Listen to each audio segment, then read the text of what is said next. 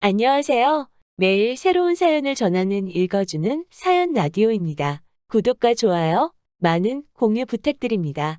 오늘의 사연 시작하겠습니다. 안녕하세요. 정신 나간 어머님 때문에 이혼한 여성입니다. 사실 어머님만 정신이 나가신 게 아니라 남편도 문제였으니까 이혼하게 된 거겠지만요. 제가 얼마나 오래 산 건 아니지만 그래도 살면서 남한테 최소한 피해는 끼치지 않았다고 생각해요. 하지만 사람 일이라는 게 다 제 마음 같지 않다더니 결국 이런 거지 같은 일을 겪게 된다는 게 참으로 애통할 뿐입니다. 남편하고는 지인의 소개로 만났는데 그럭저럭 맞는 부분도 있었고 아닌 부분도 있었고 그래요. 하지만 이제 와서 고백하건대 제 나이는 30이 넘어 있었고 주변 친구들은 하나둘 다 결혼을 하고 있었으니 조금 조바심이 났던 게 사실입니다. 그리고 그런 제 마음과 별개로 남편은 저한테 얼마나 적극적이었는지 몰라요. 게다가 주변에서들 그러대요. 여자는 자기 좋다는 남자 만나서 사는 게 제일이라고. 그래서 조금은 휩쓸리듯 그렇게 남편하고 연애를 시작했네요. 연애를 시작하고 1년이 좀 넘어가던 시기에 아버님이 지병으로 돌아가셨고 힘들어하는 남편을 나 몰라라 할 수가 없었어요. 그래서 결혼 이야기가 나오던 때도 아니었는데 자의반타의반으로 장례식장에서 이것저것 제가 할 수 있는 일을 돕게 되었죠. 비록 경황이 없었지만 그래도 얼떨결에 어머님과 신우는 물론이고 남편 친척 어른들께 인사를 드리게 되었고요. 그리고 그때 제가 의도한 것은 아닌데 다들 저를 좋게 봐주셨던 모양이에요. 이후로 계속해서 남편더러 저를 놓치면 안 된다, 저랑 언제 결혼할 거냐 하며 물어오셨다고 했거든요. 그리고 단지 그 이유 때문만은 아니겠지만 사귄 지 2년 차가 넘어가자 남편이 저에게 프로포즈를 해왔고 그렇게 저희는 부부의 연을 맺기로 하였습니다. 결혼을 약속했을 당시 남편은 시부모님과 함께 살고 있었고 저는 자취를 하고 있었어요. 저희 친정은 서울에서 3시간 정도 떨어진 곳에 있다 보니 서울에 있는 대학에 진학한 이후로는 어쩔 수 없는 선택이었죠. 그래서 신혼집 이야기가 나왔을 당시 시댁에서 1억을 해주겠다 했고 저도 거기다 제 전세보증금이었던 6천을 보태기로 했네요. 부족한 건 대출을 받기로 했고요. 참고로 남편은 돈이 생기는 족족 자기가 운영하던 가게에 쏟아붓고 있었기에 따로 모아둔 돈이 없었어요. 아무튼 이후로 몇 주간 이리저리 발품 팔아 마침내 저희 예산에 꼭 맞는 집을 찾았습니다. 부동산 중개인분도 놀라셨을 만큼 괜찮은 조건이었기에 남편과 상의 끝에 계약금 500까지 걸었고요. 그런데 어머님이 보내주시겠다던 1억이 가타부타 말도 없이 계속해서 늦어지는 거예요. 그리고 더는 집주인이 기다려주지 못한다고 통보를 해왔을 무렵 어머님이 저에게 따로 연락하셔서 말씀하시길 급하게 돈 쓸 곳이 있어서 그 1억을 쓰셨다는 겁니다. 짜증나고 어이없고 황당하기까지 하더라니까요. 하지만 어머님한테 따지고들 겨를도 없이 식은 코앞이고 당연히 그 집에 들어가서 살게 될 거라는 전제하에 계약해놓은 가정가구들도 있었거든요. 그러니 뭐부터 정리를 해야 하나 싶은 게 머릿속이 어찌나 복잡했는지 몰라요. 그리고 그렇게 계약을 파기하게 되다 보니 처음 계약금도 못 돌려받게 되었죠. 그래서 어쩔 수 없이 가뜩이나 빠듯한 예산이 더 빠듯해졌으니 예단을 생략하기로 했어요. 그런데 그런 저희 결정에 대한 어머님의 반응은 격렬했습니다. 그건 그거고 이건 이거라며 계약금 떼었다고 예단을 안 하는 게 어딨냐며 당신이 하나밖에 없는 아들 장가 보내면서 뭐 하나도 못 받는 게 말이 되냐. 그래서 참다 못한 저도 하나밖에 없는 아들 장가 보내시면서 아무것도 안 해주시는 건 말이 되냐고 따졌거든요. 그리고 이 일로 결혼 전부터 어머님하고 제 사이는 틀어지고 말았죠. 결국 당장 돈 문제가 꼬여버려서 신혼살림 차릴 집을 구하지 못했던 저희는 어쩔 수 없이 울며 겨자 먹기로 시댁에서 신혼생활을 시작해야 했습니다. 제가 무슨 말을 한 것도 아닌데 안방은 못 내주신다 하셔서 그러시라 했고요. 저희 친정에서는 빚이라도 내서 집을 해주시겠다 하셨지만 그건 제가 거절했어요. 어차피 남편이나 저 둘 다 맞벌이에 야근이 잦은 일이다 보니 집에서 보낼 시간이 많지도 않았고 돌이켜 생각해보면 저도 좀 오기가 났던 것도 같아요. 아무튼 남들 눈엔 어떻게 보였을지 몰라도 저는 반지하라도 저희 둘이 살만한 집을 구할 때까지만 머문다는 생각이었으니 크게 절망적이진 않았습니다. 그런데 그렇게 합가를 하고 한 달 정도 됐을 때였어요. 저에게는 여동생 하나가 있는데 제 여동생은 장학금을 받는 조건으로 고향에 있는 대학에 진학을 했었거든요. 하지만 직장만큼은 서울로 다니고 싶어 하더니 결국 서울에 있는 대기업으로 이직을 할 것 같다며 소식을 전해왔어요. 그리고 그날은 마지막 임원 면접을 하러 올라왔던 날이었는데 여동생이 언니 어떻게 사는지 슬쩍 보고만 가면 안 되겠냐 하더라고요. 친정부모님도 걱정 많이 하신다면서. 사실 어머님 댁이다 보니 집들이는 고사하고 친정부모님한테 한번 오시란 말도 못했던 게 사실이에요. 저희가 모시고 사는 것도 아니고 어쨌든 어머님 때문이긴 했지만 얹혀 사는 상황이었으니까요. 그런데 마침 그날 어머님도 약속 있으시다 하셨던 게 기억이 나서 그럼 잠깐 들리라 했습니다. 그런데 여동생이 저희 집에 오고 10분도 안 돼서 어머님이 오셨어요. 친구분하고 다투셔서 약속이 파토났다고 하시더라고요. 어머님이 제 여동생을 보시고는 저더러 시애미가 집 비우기가 무섭게 손님을 들이냐며 싫은 소리를 하셨고 민망해진 제 여동생이 언니 나 그냥 갈게 하면서 나가는데 어찌나 속상하던지 결국 여동생한테 제대로 커피 한 잔 못 내려주고 보냈네요. 여동생이 가고 나서 저는 저대로 어머님한테 서운하다 보니까 그냥 방문 닫고 혼자 있었어요. 다른 집 며느리들은 이런 상황이었다면 어떻게 했을지 모르겠지만 저는 속이 좁은 사람이라 그런 건지 아무렇지 않은 척할 자신이 없었거든요. 그런데 그런 제 마음과는 상관없이 갑자기 어머님이 저희 방문을 확 여셨습니다. 그리고는 저더러 당신 방에 들어왔었냐는 거예요. 그래서 제가 거길 왜 들어가냐고 안 들어갔다 했습니다. 평소에도 어쩌다 빨래 정리해서 가져다 드릴 때 아니면 들어가는 일이 없고요. 그런데 어머님이 저더러 솔직히 말하라더니 당신 목걸이하고 반지가 없어졌다나요? 순간 이건 또 무슨 소린가 싶은 게 제가 어머님 목걸이하고 반지를 왜 가져가냐고 따졌어요. 그랬더니 그럼 맨날 화장대 위에 올려뒀던 게 어디로 갔겠냐며 그게 발이 달렸냐고 소리를 지르시는데 어이가 없었죠. 그래서 그걸 제가 어떻게 아냐고 그랬더니 너 그거 훔쳐서 네 여동생 줬지? 그러시는 거예요. 이땐 진짜 기도 안 차서 저도 제 동생도 보는 눈이 있고 취향이 있거든요. 해버렸어요. 그리고는 증거도 없이 저한테 이러시는 거 정말 실수하시는 거라고 소리를 질렀죠. 그리고 그때 남편이 집에 돌아왔습니다. 시계를 보니까 점심 장사 끝내고 브레이크 타임이라 들린 모양이더라고요.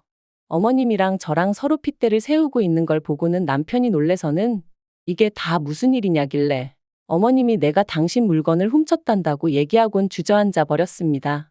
그랬더니 남편이 어머님 떨어 정말이냐? 뭐가 없어졌냐? 증거 있으시냐 하고 묻대요. 그러니까 어머님이 억울하시다는 듯이 맨날 올려뒀던 게 저거 동생 왔다 가고 없어졌다고. 지 동생 준 게 분명하다며 아이고 그러시는데 남편이 어머님더러 어디에 두셨었냐 다시 한번 찾아보자 하고 모시고 들어가더니 10분도 안 걸려서 찾았다 소리가 들려오더군요. 그리고 발견된 장소는 황당하게도 어머님 핸드백 아니었어요. 하지만 저를 더 열받게 한 건 어머님은 끝끝내 당신의 잘못을 인정하지 않으셨다는 거예요. 오히려 계속해서 당신은 당신 핸드백 안에 그것들을 넣은 적이 없다 하시며 제가 궁지에 몰리니까 몰래 집어넣은 거라는 말도 안 되는 억지를 쓰셨으니까요. 그리고 저는 그런 어머님의 억지에 정말 넌떨머리가 났어요. 그래서 그날 밤 남편에게 어머님이 제대로 사과 안 하시면 이 집에서 더는 못 산다 했습니다. 땅굴을 파고 들어가서 사는 한이 있어도 이 집을 나가야겠다고요. 그리고 일주일이 지나도록 어머님은 결국 사과하지 않으셨어요. 얘기를 들은 신우가 자기가 대신 사과하겠다 했지만 제 마음은 풀어지지 않았죠. 결국 보다 못한 신우가 어머님한테 저한테 사과하시라고 말씀도 드렸다는데 아무 소용이 없었고요. 그래서 결국 분가했어요. 저희 어머님요? 끝까지 미안하다의 밑자도 안 꺼내셨습니다.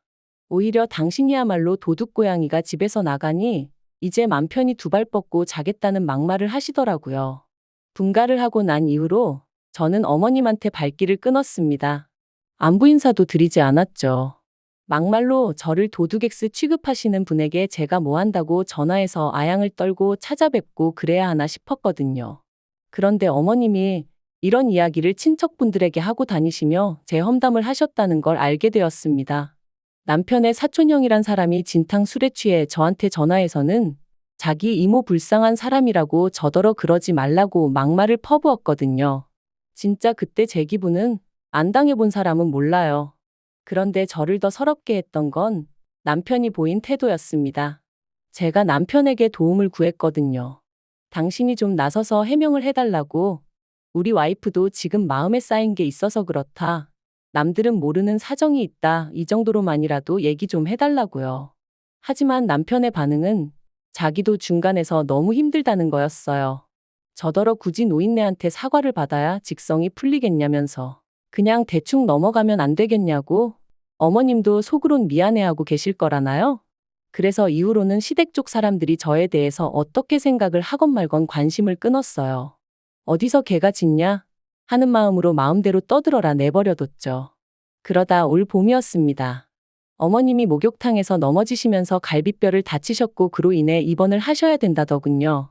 약간의 거동은 가능하신 상황이었지만 신우가 출근하고 나면 혼자 계셔야 하는 상황이었으니 차라리 병원에 계시는 편이 낫겠다 뭐 그렇게 얘기가 된 모양이돼요.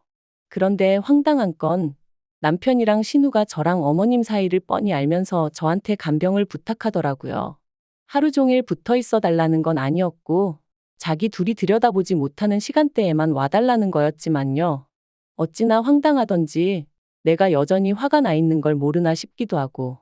그런데 또 한편으론 그래도 남편 어머니시고 어쨌든 몸이 아프시다는데 나 몰라라 하기가 마음에 걸리는 거예요.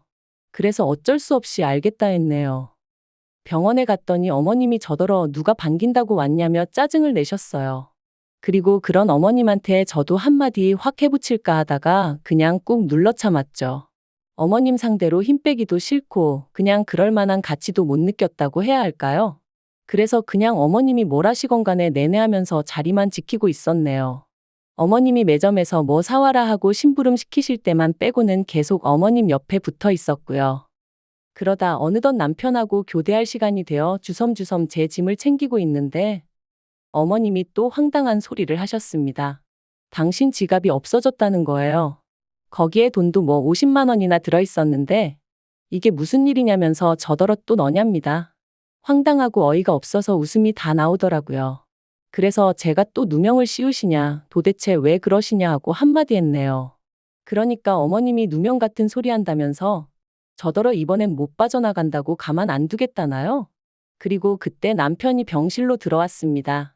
그래서 제가 남편더러 어머님이 또 시작이시라고 내가 이번엔 어머님 지갑을 훔쳤대 하고는 웃었죠.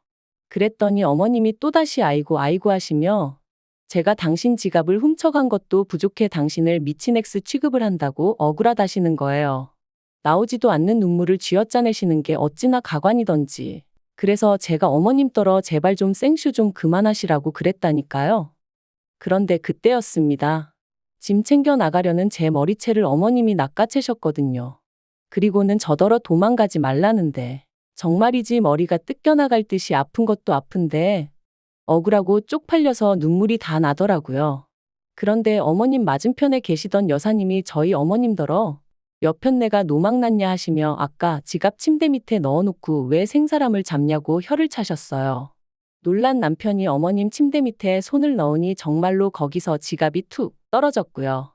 그리고 그제서야 어머님이 제 머리를 잡고 있던 손을 놓으시고는 그게 왜 거기서 나오냐며 당신은 모르는 일이라고 딱 잡아떼시는데 정말 분하고 열받고 욕이 목구멍 끝까지 올라오더라니까요.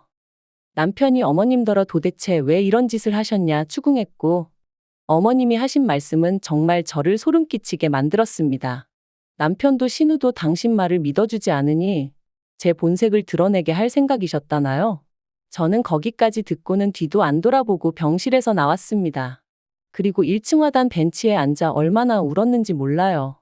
도대체 얼마나 제가 미우면 그런 계획까지 세우고 행동에 옮기실 수가 있나 싶은 게. 그리고 그날 저녁 남편이 신우랑 같이 집에 돌아왔어요. 그리고는 저를 보더니 오늘 일은 일단 미안하게 됐다고 하더라고요. 그래서 나는 어머님한테 사과를 받아야겠다고 그렇지 않으면 그냥은 못 넘어간다 했습니다. 한 번도 아니고 두 번씩이나 그것도 처음에야 실수였다 치더라도 오늘은 정말 일부러 그러신 거니까 나는 그냥은 못 넘어간다고 무조건 사과를 받아야겠다 했죠. 그랬더니 남편이랑 신우가 아무리 그래도 어머님이 지금 환자신데 그럴 것까지 있냐는 거예요. 사람이 나이가 들고 아프면 마음도 약해져서 그런 실수도 할 수 있는 거 아니냐면서요. 그래서 제가 말도 안 되는 소리 하지 말라고 그런 식으로 둘러대는 당신이나 아가씨가 더 나쁘다 했어요. 하지만 남편은 계속해서 장모님이 그러셨어도 자기는 이해했을 거라는 말도 안 되는 소리나 하고 있고. 그래서 결국 남편에게 어머님한테 사과 못 받으면 당신하고도 못 살 것 같다 했습니다. 솔직히 이때만 하더라도 100% 진심은 아니었고, 이 정도로 세게 나가면 남편도 아차 하고 뭔가 깨닫는 게 있겠지 싶었거든요. 그런데 남편 반응이 정말이지. 자기는 제가 이렇게 독한 줄 몰랐다면서 진짜 너무한다 소리만 계속 하대요. 그리고 그런 남편의 반응에 저는 정말 질려버렸습니다. 그래서 결국 정말 이혼 서류에 도장까지 찍게 되었죠. 물론 막판에서야 남편이 이렇게까지 해야겠냐며 저를 잡긴 했는데 그땐 제가 오만정이 다 떨어져서 남편이 꼴도 보기 싫더라고요. 어머님이야 말해 뭐해요. 솔직히 어머님이 정말 치매라던가 그런 거였으면 이해했을지도 몰라요. 하지만 정말 멀쩡한 양반이 말 그대로 저 골탕 먹이려고 그랬다는 게 용서할 수가 없었어요. 그런데 더 황당한 건 엊그제 남편한테 전화가 왔습니다. 어머님이 요새 입맛이 통 없다 하시면서 제가 담근 김치가 드시고 싶다 하시더래요. 맨밥에 그것만 있어도 밥이 꿀떡꿀떡 넘어갈 것 같다면서요. 그러면서 저더러 올해는 김치 안 담냐며 자기 좀만 주면 안 되냐는데 그래서 너 같으면 주겠냐 그랬습니다. 그랬더니 죽은 사람 소원도 들어준다는데 산 사람 소원 못 들어주냐길래 죽었든 살았든 내 알 바 아니니까 이딴 걸로 연락하지 말라고 그랬죠. 진짜 사람이 곱게 늙어야지. 나이 먹고 다른 사람도 아니고 가족한테 해코지를 하려 들었다는 게 지금도 생각만 하면 소름이 끼칩니다. 정말이지. 죽어도 소식 전하지 마세요.